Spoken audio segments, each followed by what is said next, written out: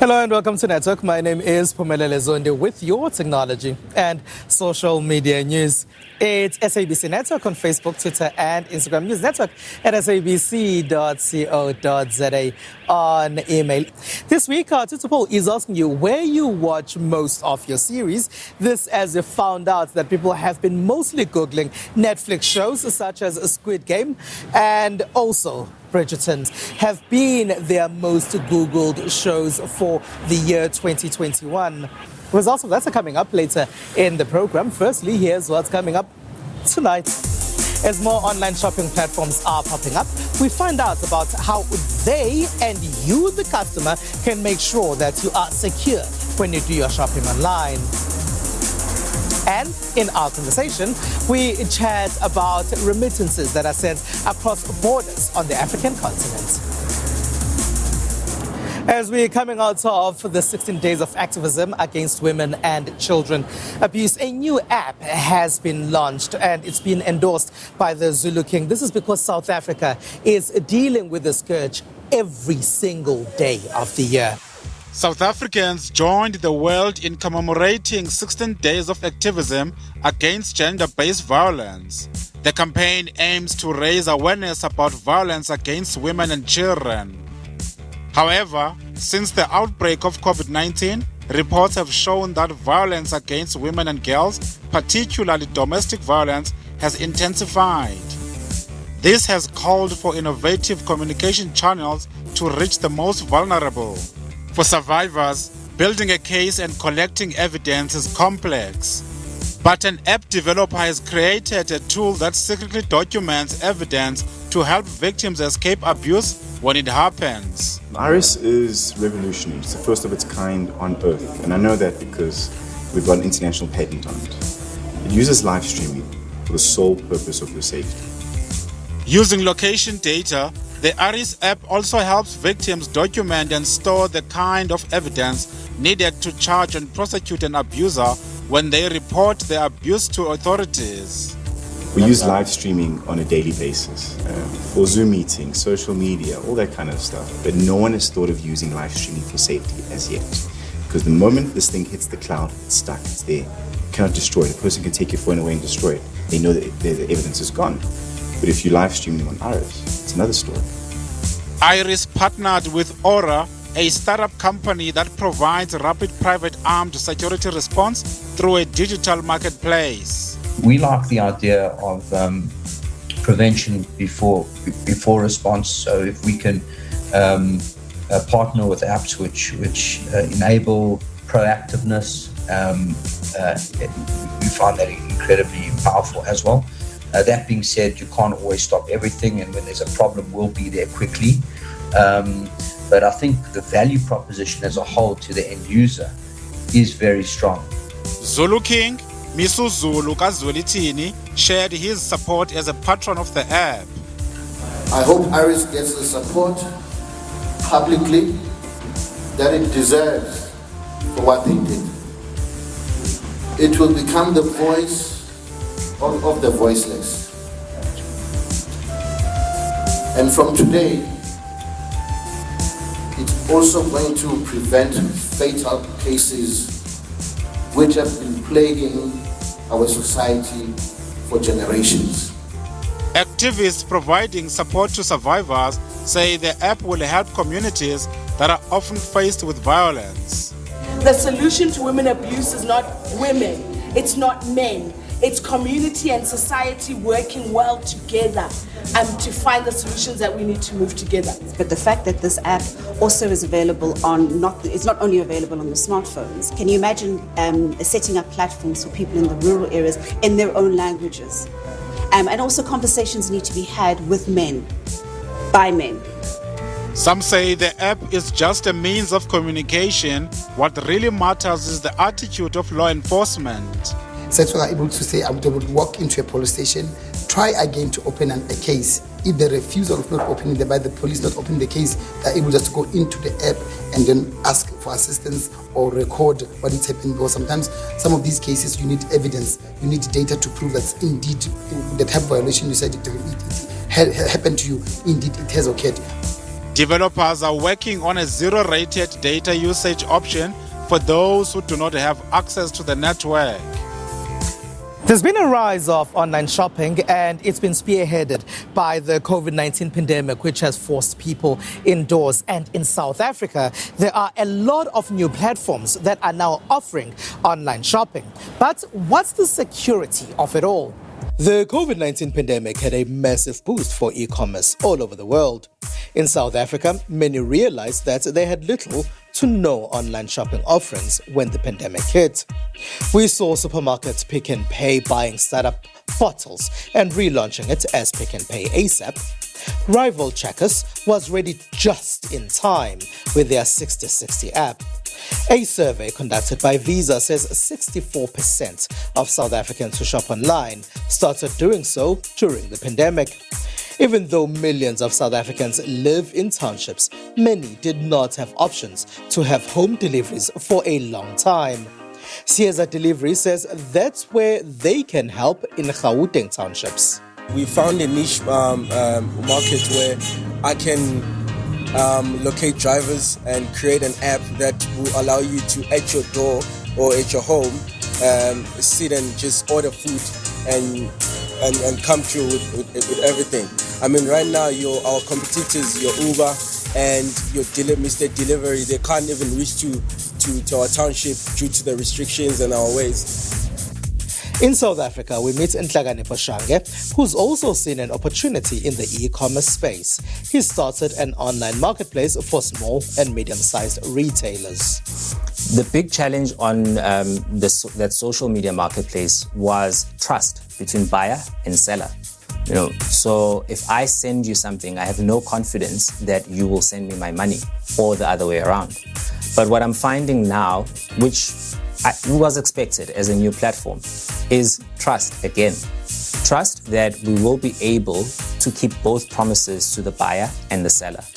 But what we find is that is just a matter of awareness. We've had some successful sales and happy customers, and people are growing more and more to trust the platform, to stand as a middleman, keeping everybody that is participating in the platform accountable. Zamani Bengu, who sells his watches online, says he's found that even though he's based in Pietermaritzburg, the majority of his clients are in much bigger cities like Johannesburg and Cape Town. Stats also show that the uptake of new tech is higher in Johannesburg. I started with online store e-commerce. So I'm using the shopping carts that is well known and is safer, which is Shopify. So everyone knows that the website that is built by Shopify, it's secured. And I'm using the payment system that is very secured, which is PayFast as well. So everything is perfect. We just make a sale and we deliver. Maybe we take like 1 to 3 working days to deliver a watch. Even though some small businesses in smaller cities trust in new tech in the e-commerce space, Shange says for his app, he's had to do less convincing work in Johannesburg than the uphill he's faced in his home city of Durban. Different cities seem to be responding differently to opportunities.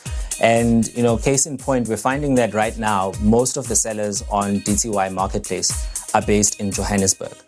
Not because we specifically went out and looked for sellers to sign up from Johannesburg, but just Johannesburg sellers seem to take up the opportunity a lot quicker.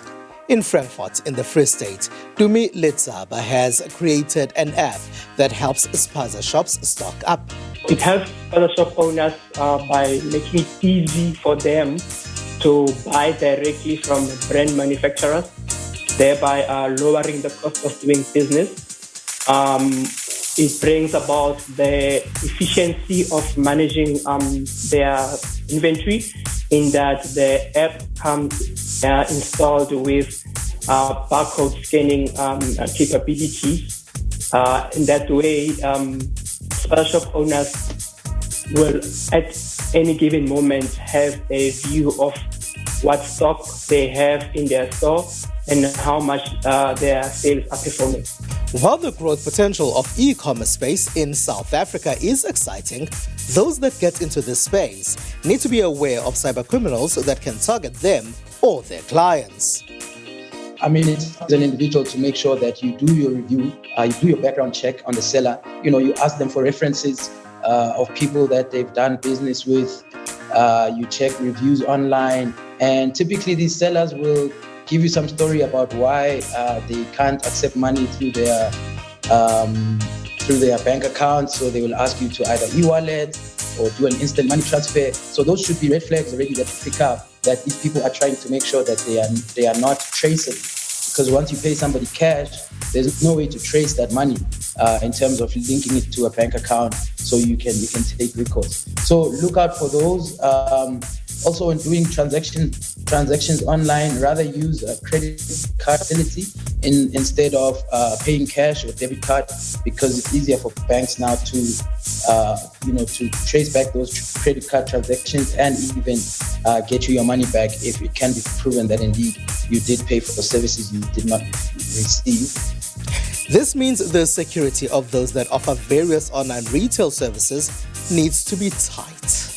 Users also should avoid trying to do online banking and other transactions like that on public Wi-Fi. So you can't be sitting at a restaurant somewhere using the restaurant's Wi-Fi to do your online banking, because you don't know the security measures that have been put in place on that Wi-Fi. You don't know how strong it is in terms of security, and you could find yourself being a victim to what we call a man-in-the-middle attack, where somebody can eavesdrop on your internet connection over an unsecure Wi-Fi connection.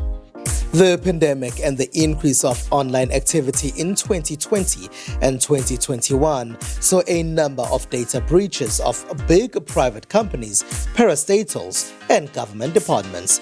This has meant information belonging to millions of South Africans could have been compromised.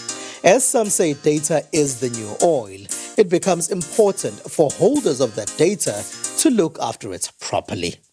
It is the SABC Network on Facebook, Twitter, and Instagram. News desk at sabc.co.za on email. After the break, we chat about platforms that allow people to send remittances across Africa's borders. How you send money, like our country, Tanzania, you got our homeboy there, his name is Parker. So sometimes just go there with cash, whatever amount you have. That guy's got a connection, he's got some business in Tanzania and South Africa. So they want to like to send for him money. We are using about a transfer with a phone, understand? So I give him a rand, and then he can send me home. Call with his brother, and then he say, okay, sharp. The guy will give me the money, this amount. And then he want to send it to this number. I must give you my number, the one I'm going to send you. Depends. Where the money is coming from or where you're sending the money to. Yeah, so if it's in the capital city, it's more easier because you just send it through Western Union. But if you're sending it through Western Union and you're the one who's sending, you have to have an ID. So you have to get a person who has a South African ID. There are countries where there have been more Western Union facilities than actual banks in those countries. Now, Western Union facilities would be facilities that receive money from various parts of the world. That's because those countries would largely rely on remittances that come from other parts of the world. Now, there are various methods that are digital that can assist people send remittances back home. Now, to chat to me more about this is Wiza Chakalasi, who is with Chipper, a facility that allows people to send money across borders to various countries. Hello, and thank you very much for being a part of our network, Wiza. Maybe if you can start by explaining to us how important remittances are to a lot of people in Africa. I think what's important to note is that there's a lot of intra-Africa trade that takes place that a lot of people like to categorize as informal, and I struggle to understand what is informal about it, because it is actually pretty formalized and structured, but it doesn't take place in the way that one might expect. So there's no fancy shopping malls, there's no Santon City that a lot of this trade is taking place, and it's taking place at the borders between people of different nationalities within the continent.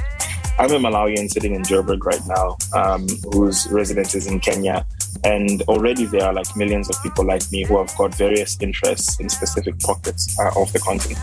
And you come to realize that like no matter whether you're an individual or a business, moving money just within Africa's borders, trading from Ugandan shilling to Nigerian naira is actually quite difficult. That is because the financial system that we use on the continent today was built on top of essentially the US dollar as an intermediary to facilitate international exchange. So you find that there's very little liquidity between African currency pairs. So if you're trying to convert your Zambian kwacha to your Nigerian naira, good luck finding a forex bureau who's going to accept it. They're all going to say, bring us dollars, and then we'll be able to convert that. So there's a lot of friction in the financial system, but then there's a lot of trade in the economy or the business system. And what we're trying to do is to bring these two worlds closer together by allowing those traders, allowing those individuals to be able to more easily facilitate exchange between currency pairs. There are a number of facilities and platforms that allow people to do this. What would you say Chipper does differently?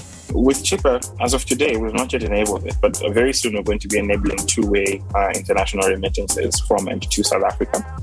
Apart from that, we've also got a pretty sophisticated wallet that allows you to do more with your money. So you can get access to all of the regular services that people know and love, such as airtime, bill payments, data, etc. But we're also going to take that a step further and allow you to access newer types of financial services, such as cryptocurrencies, fragmented stocks, and other types of financial products. We are also offering a prepaid debit card, a virtual debit card, and then the physical cards will be rolling out soon after. That is going to be attached to this wallet so that you can be able to spend your money as soon as you receive it. And then, of course, the sending option. We want to enable all of our South African users of Chipper Cash in South Africa to be able to send money to various African destinations, as well as the United States and the UK. And we're working very closely with our bank partners to be able to enable this. It is quite a complex undertaking, but we've made a lot of progress, and we'll be launching all of these features very, very soon. Why are you introducing crypto as well on your platform? Crypto is quite a fascinating topic. It's still very early, still very nascent in terms of its quote-unquote institutional adoption and the practical use cases for many people. But what you found is that because of the volatility in the crypto markets and the general progressive upward trend. So say, for example, if you had invested in Bitcoin 9 out of the last 12 years, that would have been your single best performing asset class across all of the other different types of things that you can invest in globally. So we think there's an opportunity for Africans to include themselves in this financial revolution, because that's what we believe is taking place, and to be part of the people that are actually creating wealth for themselves. Wiza, is entering the South African market in the remittances space a challenging thing, or is it quite easy? It is quite exceptionally challenging. There are a number of factors that make it so.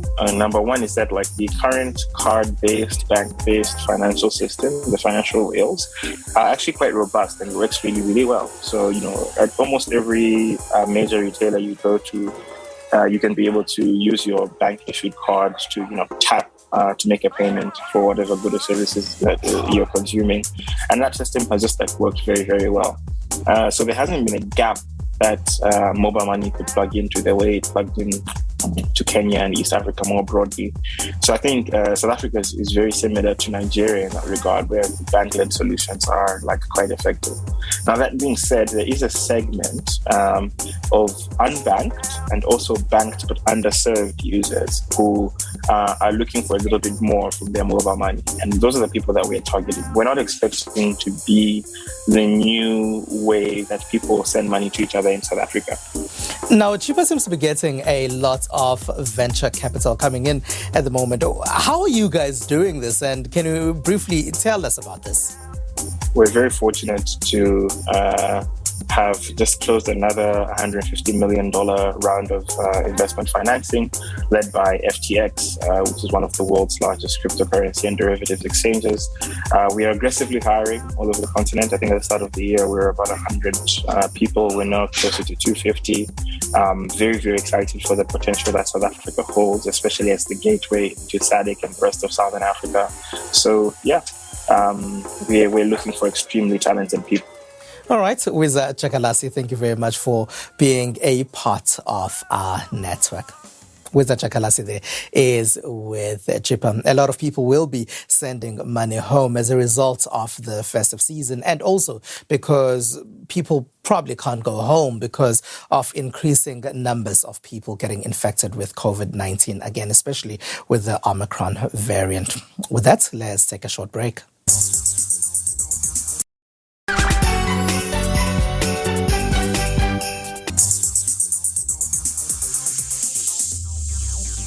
It is SABC Network on Facebook, Twitter, and Instagram. News Network at sabc.co.za on email. Here's what else took place in the rest of the world in the technology space. Chinese astronauts taught students across China science from the core module of the tiny space station. The interactive class was held via live broadcast and shown on state television.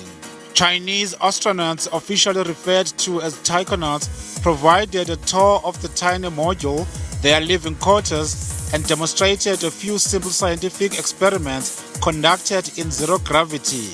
For this mission, the astronauts have been tasked with carrying out tests of key technologies and robotics needed to assemble the space station. China began construction of what will be its first permanent space station in April with the launch of the Tiny, the first and largest of the station's 3 modules. In Sweden, a Swedish company, Jetson Aero, has built what it says is the first commercial electric aerial vehicle and hopes that in future it will be able to replace traditional cars as a means of transport.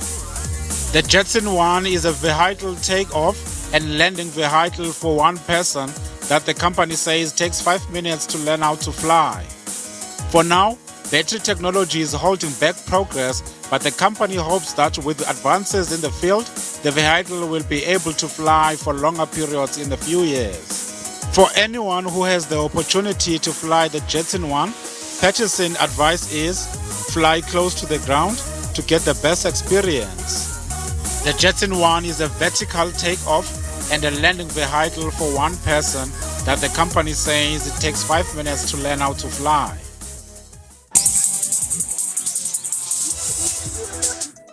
The most Google shows in the year 2021 are Netflix programs. They are Squid Games and Bridgerton. And now this week, our Twitter poll is asking you whether you still watch shows on TV or whether you've also jumped on the streaming bandwagon. 57.1% of those that responded to our poll say online streaming. There's 8.9% of you who say you still watch traditional TV, and as 33.9% say they download to watch those series later. And that's it. That's all we have for you. Find us on SABC Network on Facebook, Twitter, and Instagram. It's News Network at sabc.co.za on email. From me and the rest of the network team, have a good one. Bye-bye.